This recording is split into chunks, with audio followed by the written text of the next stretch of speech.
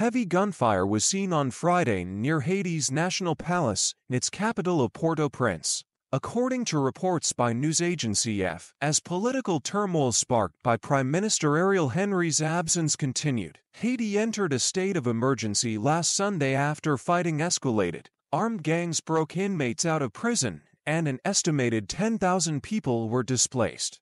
While Henry was in Kenya seeking a deal for an international force to fight Haiti's gangs, US ABC News reported that gangs had launched a large-scale assault against multiple government buildings in or near downtown Port-au-Prince early on Friday evening. According to a law enforcement source, the source said the attack was coordinated and swift, with different groups simultaneously targeting multiple government buildings including the presidential palace, the Interior Ministry and the police headquarters for Haiti's Western District, which includes Port-au-Prince. The broadcaster said people witnessed intense gunfire and heard large explosions, and that hundreds fled the area as the gangs engaged in fierce battles against police. Two police stations near the National Palace were attacked, CNN reported. Henry, who is also acting president, was in Kenya, and the gang onslaught began on 29 February and has been unable to return to Port-au-Prince.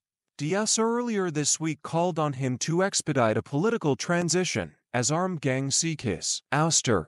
A Special Forces police officer turned gang kingpin called Jimmy Barbecue Cherizier has said the mission of the criminal groups is to overthrow Haiti's unpopular prime minister and liberate the country's 11.7 million citizens from what he calls his anti-democratic rule. On Friday, Guy Philippe, who helped lead a coup in Haiti in 2004 and returned to the Caribbean island last year after serving a prison sentence in the US, demanded that Henry step down and said he wanted to become president. He should resign, Philippe, a 56-year-old former police chief, said in an interview with Reuters.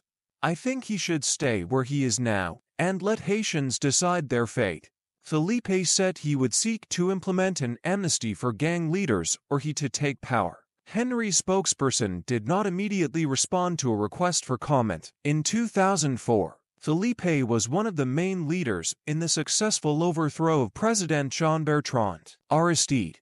He won a Senate seat in 2016, was arrested and extradited to the US before he could be sworn in. Philippe was deported from the US to Haiti in November after serving 6 years of a prison sentence for money laundering derived from drug trafficking. Since his return to Haiti, Philippe has traveled the country rallying support and calling for the government to step down.